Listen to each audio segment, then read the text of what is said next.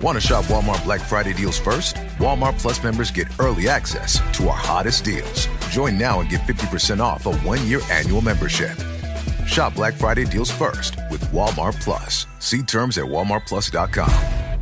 At Sierra, discover top workout gear at incredible prices, which might lead to another discovery. Your headphones haven't been connected this whole time. Awkward. Discover top brands at unexpectedly low prices. Sierra, let's get moving. This is Optimal Relationships Daily. Digital Minimalism for Parents by Cal Newport of calnewport.com. One of the more interesting things about being on the road promoting digital minimalism is encountering readers and learning how they're making use of these ideas. One such group that's particularly interesting to me is digital minimalist parents. I'm a parent, but the oldest of my 3 boys is only 6, so I haven't yet directly grappled with the serious issues surrounding kids in an age of smartphones, making me eager to hear from those who are waging this battle now. As I've talked with more of these parents, a consistent reality has emerged. Smartphones and social media are a major problem for adolescents. To ignore it with a kids these days shoulder shrug is becoming increasingly unacceptable. Any successful attempt to instill in your kids a healthier relationship with technology has to start with modeling this relationship in your own life. This latter point is one that we parents sometimes don't want to hear, but it keeps coming up in my conversations.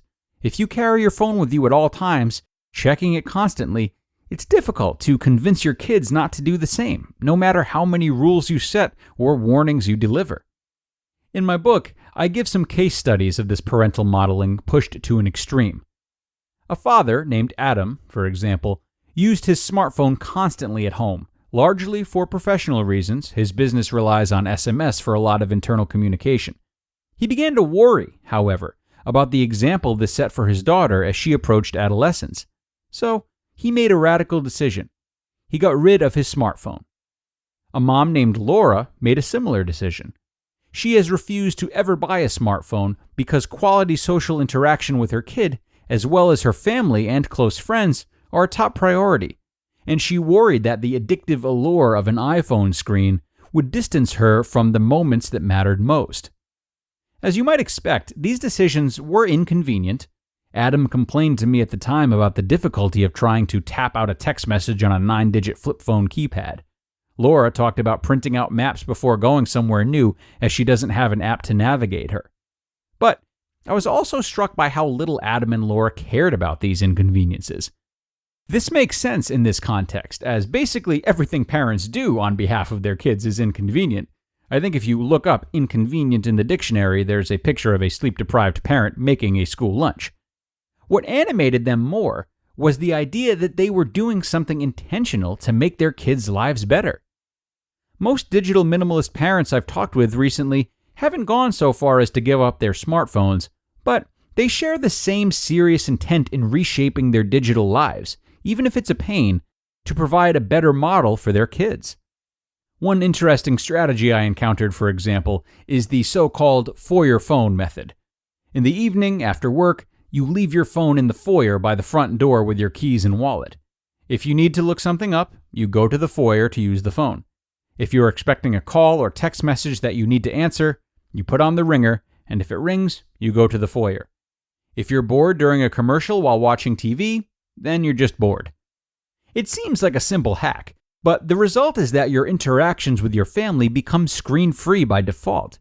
You also avoid the micro-glances at your device as you go about your household business, glances you think are surreptitious, but that your kids are almost certainly taking note of and internalizing as a model of the phone's importance. With this method, the smartphone becomes a tool that you deploy for specific uses, not a constant companion. Another minimalist parenting strategy that caught my attention is making a strong commitment to analog social media. That is, real-world social activities, like having friends over on a regular basis, visiting with neighbors, hosting community or religious groups at your house.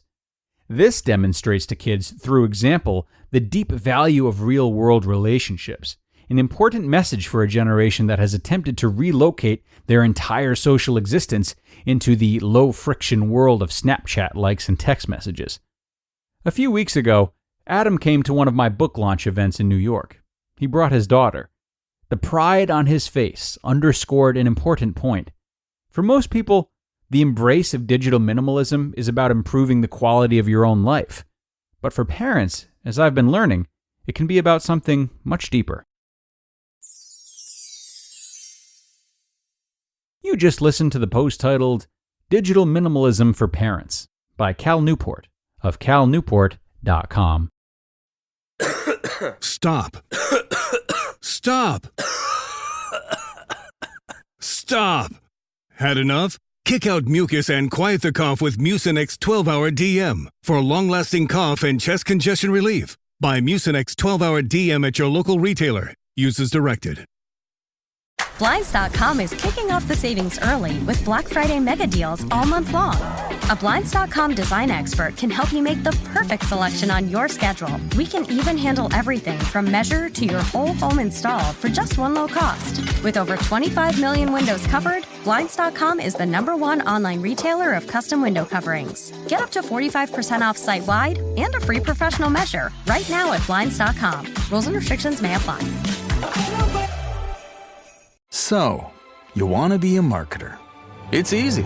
You just have to score a ton of leads and figure out a way to turn them all into customers. Plus, manage a dozen channels, write a million blogs, and launch 100 campaigns all at once. When that's done, simply make your socials go viral and bring in record profits. No sweat. Okay, fine. It's a lot of sweat. But with HubSpot's AI-powered marketing tools, launching benchmark-breaking campaigns is easier than ever. Get started at HubSpot.com/marketers. And a huge thanks to Cal for a really insightful post today. Two things we talk about a lot on this show that are highly important and come in many forms: minimalism and setting an example for children or others. This post blended the two really nicely, especially within the context of technology, which has become such an aggressive presence in our lives, let alone the lives of children, as Cal alluded to. I thought there were some great clear-cut strategies here, and those strategies go a very long way. You know, it's far easier to make progress when we are very certain of what tangible steps we can take to do something, as opposed to just thinking about it or trying to will ourselves to do it.